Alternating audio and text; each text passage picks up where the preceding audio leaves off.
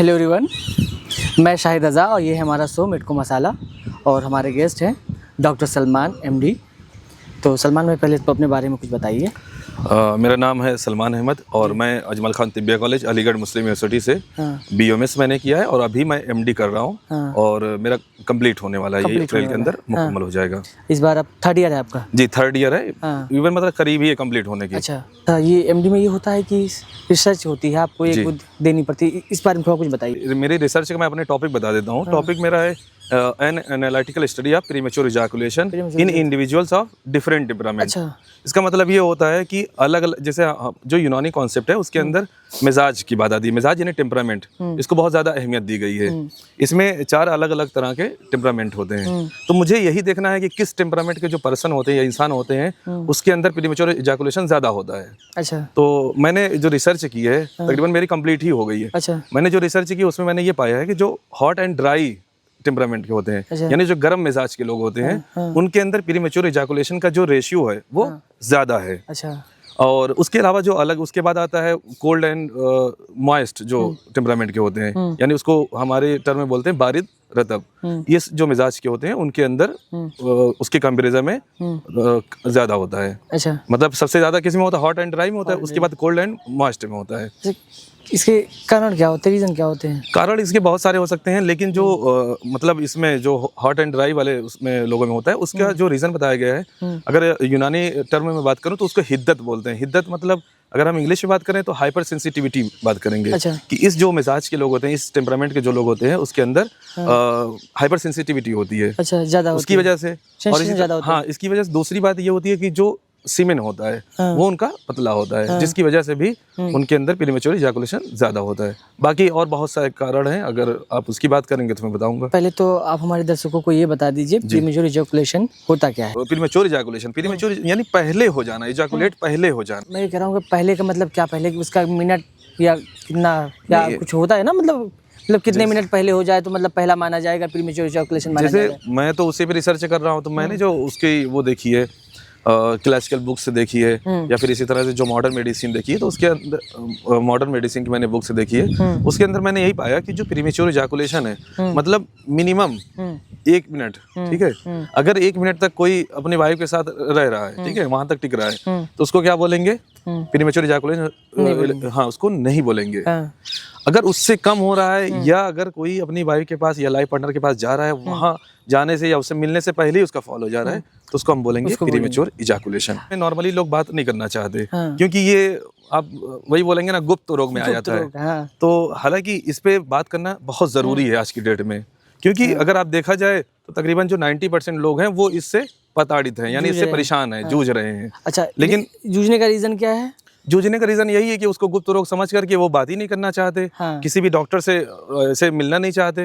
अगर जाएंगे भी उनके पास तो वो जाकर के कान में वो बात कहेंगे, कहीं साइड में ले जाकर बात करेंगे। डॉक्टर साहब भी जो इश्तिहार लगवाते हैं, हमने देखा है दीवालों पे इश्तिहार, गुप्त रोगी मिले हर सोमवार मंगलवार राकेश टाकीज के पीछे। पीछे क्यों, आगे क्यों नहीं? आगे वही चीज मैंने बताया ना कि इसमें जो है, जो नॉर्मल जो लोग हैं यानी जो कॉमन लोग हैं वो इस पे ओपनली बात नहीं करना चाहते। उनको ये लगता है कि इसको मर्दानगी से जोड़ दिया गया, यानी अगर किसी को प्रीमेच्योर इजैकुलेशन है या फिर उसको जो है मतलब वो अच्छे से परफॉर्म नहीं कर पा रहा है, तो उसको लोगों ने मर्दानगी से जोड़ दिया। जो कॉमन लोग हैं, जो मेडिकल वाले हैं, तो उनको तो वो चीजें मतलब समझ में आती है कि इसका क्या रीजन है, या फिर ये बहुत ज्यादा मुश्किल काम है या परेशानकुन है या नहीं है। लेकिन जो कॉमन लोग हैं वो इससे बहुत परेशान है। अच्छा, तो इसी वजह से उसको जो है वही दीवार के पीछे वाली जो बात आ गई कि वहां पे मिले, इस वजह से लोगों ने उसको पूरा गुप्त रोग बना दिया है। और इसकी OPD कान में होती है, बता कान में होती है। हालांकि इसमें सामने बात करनी चाहिए। आप डॉक्टर के पास जाइए, आप वहाँ पे बात करिए। इस चीज से मेल फीमेल दोनों परेशान हैं।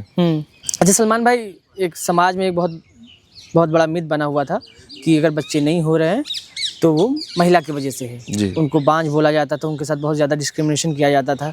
इस बारे में आप क्या कहना चाहेंगे?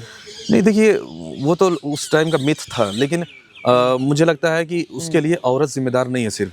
जैसे लोग औरतों को बांझ बोलते थे या इस तरह से उनके साथ जो है ज्यादती करते थे, मारपीट करते थे, लेकिन मेरा ये मानना है एज ए मेडिकल प्रोफेशन कि उसके लिए औरत जिम्मेदार नहीं है। अगर आप साइंस की बात करेंगे तो साइंस भी यही बात बोलती है कि मेल फीमेल दोनों जिम्मेदार हैं। बस होता ये था कि उस टाइम जो मेल थी वो डोमिनेंसी थी, इसकी वजह से वो लोग और दूसरे की मेल को समाज जो मेल होते हैं उनको बाहर रहना होता था, तो ना मर्दी वाली बात या ना मर्दानगी वाली बात उनके साथ ना आए, लोग हमारी मर्दानगी पे उंगली ना उठाएं, हाँ, उस पे शक ना करें। इस वजह से वो लोग जो है जिम्मेदार ठहराते थे औरतों को। और आज की डेट में भी वही है, मेल फीमेल दोनों का रेशियो अगर देखा जाए, अगर आप जब उसकी चेकअप करवाएंगे तो मेल फीमेल रेशियो मुझे लगता है 50-50% आ रहा है। अच्छा। फीमेल के अंदर भी कमी हो सकती है, मेल के अंदर भी कमी हो सकती है। बस फीमेल का पहले चेकअप करवाया जाता है और मेल का बाद में कराया जाता है। पहले ये देखा जाता है फीमेल के अंदर तो कमी नहीं है, फिर उसके बाद मेल। हालांकि आज की डेट में पहले मेल का चेक करवाना चाहिए, पहले मेल का करा, मेल में चांसेस ज्यादा बनते हैं। बिल्कुल। हाँ। अच्छा, आपकी जो यूनानी मेडिसिन है उसमें इसका क्या ट्रीटमेंट है? हाँ, जैसे मैं इस पे अगर ट्रीटमेंट की अगर आप बात करेंगे प्रीमेच्योर इजैकुलेशन की या इस तरह की जो डिजीज होती है उस पे, तो अगर जैसे मॉडर्न में देखा जाए तो मुझे मॉडर्न का उतना सही नहीं लगता है। क्यों? क्योंकि जैसे मॉडर्न में क्या होता है कि एक मान लीजिए आप एक बाइक है, बाइक खराब हो गई, उसकी बैटरी खराब हो गई, आप क्या करते हैं मान लीजिए जो आजकल तो विदाउट किक आती है, आप उसको धक्का लगाएंगे तब वो चालू होगी। तो आप कितनी बार धक्का लगाएंगे? आप एक बार धक्का लगाए, वो स्टार्ट हो गई, फिर उस चलना शुरू हो गई, फिर उसके बाद फिर बंद हो जाएगी, फिर आपको धक्का लगाना पड़ेगा।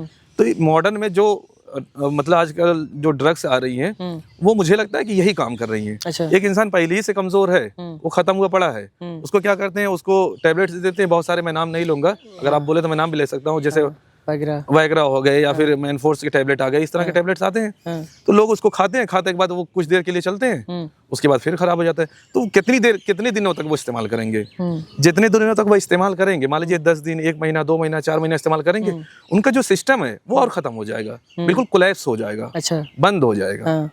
लेकिन जो यूनानी है या अगर आप आयुर्वेदा की बात करें तो दोनों में अगर आप देखेंगे तो इसमें जो सिस्टम, खासतौर से मैं यूनानी की बताऊंगा, यूनानी में 3 सिस्टम है, 3 सिस्टम नहीं बल्कि 3 ग्रेड है उसके। जैसे एक इंसान प्रीमेच्योर इजैकुलेशन का है, या हमारे उसमें टर्म है ज़ोफ़े बाह उसको बोलते हैं, या उसकी कुव्वते बाह यानी जो सेक्सुअल पावर है वो कमज़ोर हो गई। तो हमारे यहाँ जो ट्रीटमेंट है उसमें ये है कि सबसे पहले वो तो कमज़ोर हो ही चुका है, यानी वो ठंडा हो चुका है, उसको और ठंडा करते हैं, यानी मुबर्रिद उसको बोलते हैं, और उसको ठंडा करेंगे। तकरीबन 1 महीने तक हमारा उसका ट्रीटमेंट चलेगा। उसके बाद जो दूसरा हमारा ग्रेड है उसमें हम ये करते हैं कि 1 महीना उसको दवा दी जाती है, किसकी? तकवियत की। तकवियत मतलब उसको मजबूत किया जाता है, उसको पावर दिया जाता है, उसको ताकत दी जाती है।